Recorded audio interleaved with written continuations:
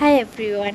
আমি ভাবলাম আজকে দেবীপক্ষের প্রথম সূচনা, তাই ভাবলাম আজকেই আমি আমার পুজো দিয়ে প্রথম আবার স্টার্ট করি আমার সেই ভিডিও করা। তো আজকে সকাল থেকে উঠেই চললাম পুজো দিতে। আগে বাড়ির পুজো সেরে তারপর মায়ের জন্য একটা মালা নিয়ে টোটো করে চললাম পুজো দিতে। কারণ আজকে আমাদের মেদিনীপুরে মায়ের কালী মায়ের সিদ্ধেশ্বরী কালী মায়ের মন্দিরে দ্বার খুললেন।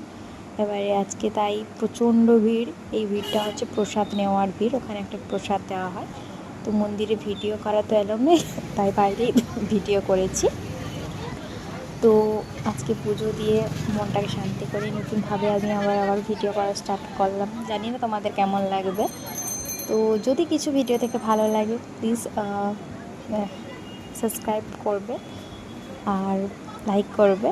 যদি কিছু ভালো লাগে আর একটু সাপোর্ট করবে দেখানোর জন্য। এই প্রসাদটা ওই মন্দির থেকে পেয়েছিলাম। এই করে আমি আমার দিনটা আজকে শেষ করলাম। টাটা এভরিওয়ান, ভালো থাকবে।